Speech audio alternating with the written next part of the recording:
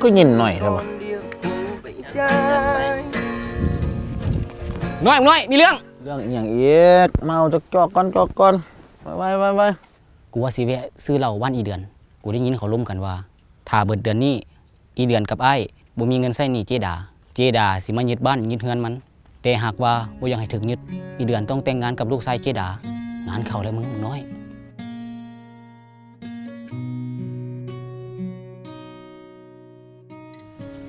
ไอ้น้อยเดือนมีหยังสิบอกคือเดือนบ่ต้องว่าหยัง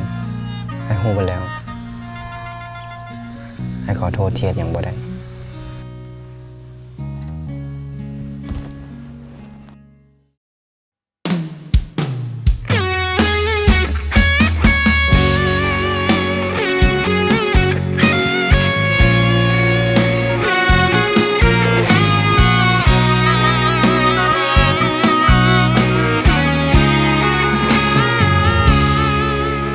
อยู่บ้านบ่ได้ย้อนน้ำตามันไหลบ่เศร้าสาเหตุก็คือผู้สาวทิ่มเฮาไปมีคนใหม่หนีออกมานอนอยู่นากับกีตาร์ห่างๆหาสายนั่งเก่าเล่นไปน้ำตาก็ไหลย้อยคิดฮอดหมู่คิดฮอดเหล้าขาวอยากกินให้มันลืมเจ้าแต่เงินค่าเหล้าจากอยู่ไสหนีออกจากบ้านบ่มีเงินใส่ทักแชทส่งโลเคชั่นไปหมู่เอ้ยสู่อยู่ไสมาหากูแน่โอ้เอาเหล้ามานำเด้อหมู่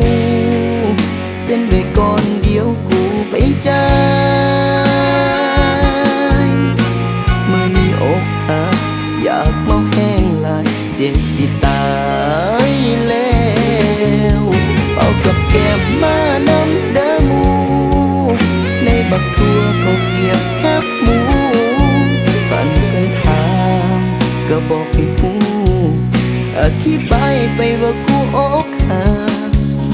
มือใดเศร้าให้มือใดตั้งรักได้คอยสิหาเงินไปจ่ายเด้อฝากบอกเพิ่น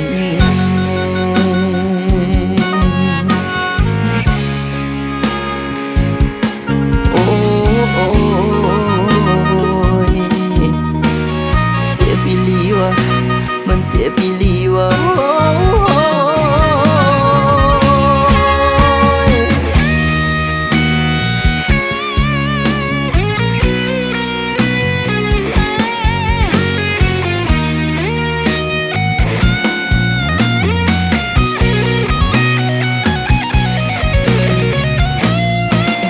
เอาเหล้ามานำเด้อหมู่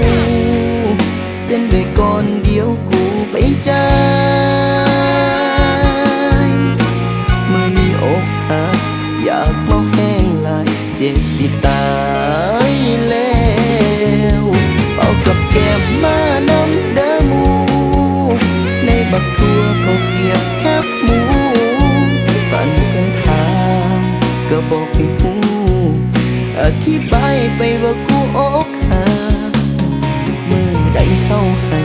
มือใดตั้งรักได้คอยสิหาเงินไปจ่ายโอ้เอาเหล้ามานำเด้อหมู่เส้นไว้ก่อนเดี๋ยวกูไปจ่ายมือนี้อกหักอยากเมาแห้งหลายเจ็บสิตายแล้วเอากับแก้มมานำเด้อหมู่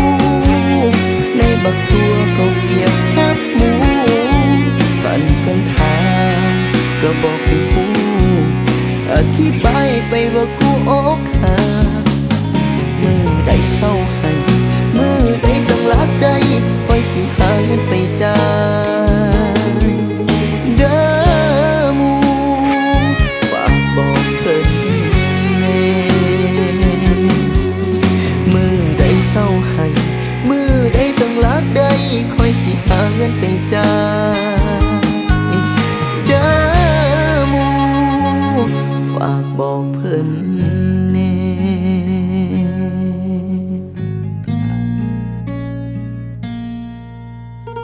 ก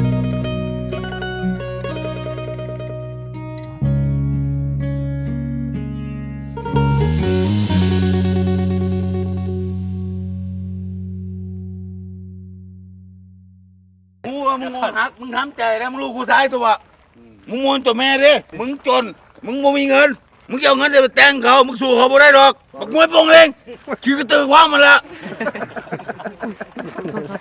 นุ่งไงมึงทวงน้ำมือกูอีกมึงมีเงินมึงซื้อให้เขากินวะซื้อกูนี่กินเนี่ยตัวกูมึงว่ากูทามากูโดนเนี่ยแต่4 โมงจนฮอด4 โมงกูใช้น้ำมันรถมาได้นี่หาก็ได้ทายโฮมนี่มึงก็ตัวกูคักกะเอาจุบาทนี่แหละน้องมากินน้ำของโตกิงเสียงจริงเลยนี่เอาวะโพดไหม เอาเหล่ามานำเด้อหมูเส้นไปก่อนเดี๋ยวกูไปจ่าย